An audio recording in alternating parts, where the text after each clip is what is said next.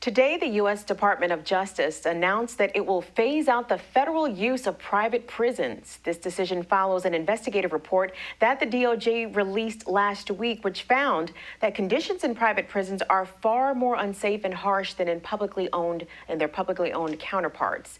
Now joining us to discuss this is Maya Schenwar. Maya is the editor-in-chief of Truthout and also the author of Locked Down, Locked Out: Why Prison Doesn't Work and How We Can Do Better. Maya, thanks so much for joining us. Thanks for having me. Maya, let's talk about the significance of this DOJ announcement. They have said that over the next 5 years, they'll let their contracts expire with the 13 private prisons they currently use. Over 22,000 federal inmates are currently in those prisons, and that's about 11% of all federal prisoners. What are your initial reactions to this? Are you celebrating? Absolutely. I do think it's a positive step. And I say step because it is definitely not an end in itself. So what we want is decarceration, right? We want fewer people in prison. But as long as our government is still caging people, we have to remember that these are human beings living in these prisons. And the conditions in private prisons are, in general, worse than public prisons. There are even fewer resources, more violence, particularly perpetrated by guards, and also just fundamentally, the idea of a profit motive that's contingent on caging human beings is just repugnant. So these companies, lobby to continue existing and continue expanding. So basically, they're lobbying for violence. Their interest is in continuing to cage people and lock people up. And I think we need to reject that completely. So yes, I'm celebrating, but I do think that this announcement by the Department of Justice should not cause us to sit back. Really, we need to, I think, step up as a result of it, because federal private prisons are actually a very, very small percent of the overall system, and even deprivatizing them or moving those people who are incarcerated in private prisons to public prisons doesn't actually get anyone out. So I think just a couple of things about this. First of all, it does not apply to state prisons. So most incarcerated people in the United States are in state prisons or local jails, and this plan doesn't apply to them. So I think, first of all, we have to recognize this is just happening in the federal system. Also, I think we have to recognize that this is the Department of Justice specifically. It's not the Department of Homeland Security that deals with immigration, and I think we can get more into that in detail if you'd like. And also, I just want to point out the Department of Justice has hundreds of halfway houses, so like re-entry centers, which are operated by private companies. And this decision about getting away from private prisons explicitly doesn't apply to those. It says that in the DOJ memo. So I think we have to recognize, this is a small percentage of the prison population. And ultimately, also, we have no idea whether this plan will actually fuel decarceration, getting people out. So that's the ultimate question that we need to be asking.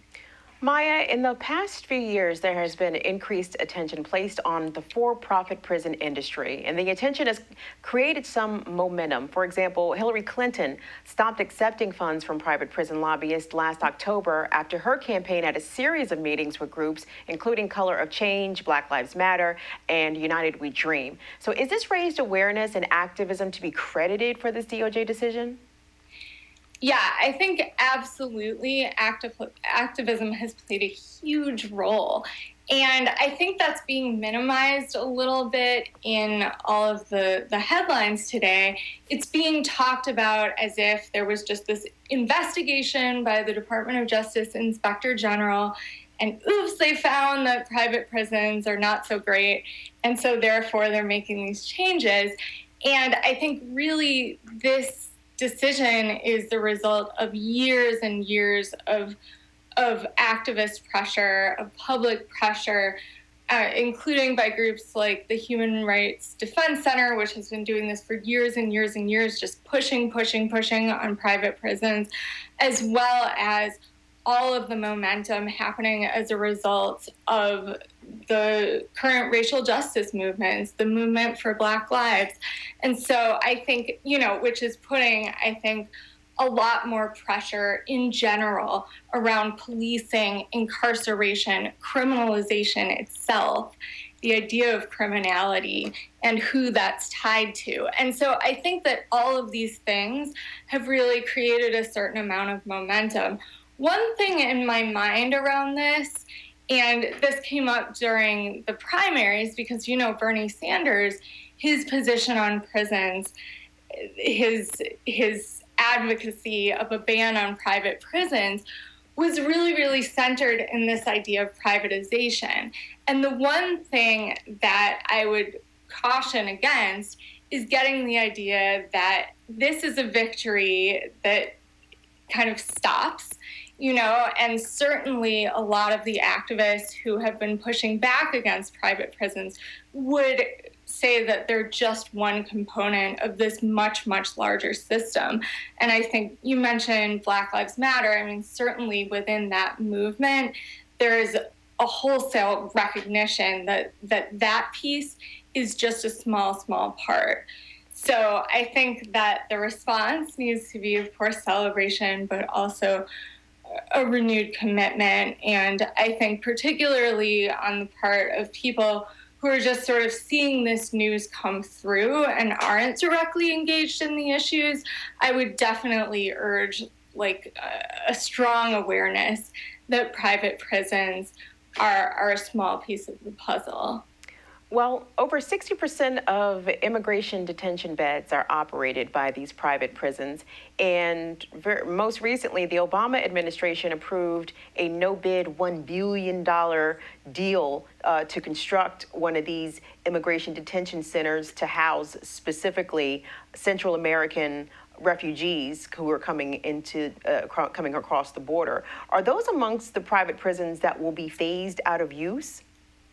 No. So actually, when I first heard the news, that was the first thing I thought of, because I kind of just heard this, private prisons are being banned on the federal level. And I thought, that must also include immigrant detention. But no, the Department of Justice's plan does not apply to immigrant detention. That's under the Department of Homeland Security, and this was DOJ specific.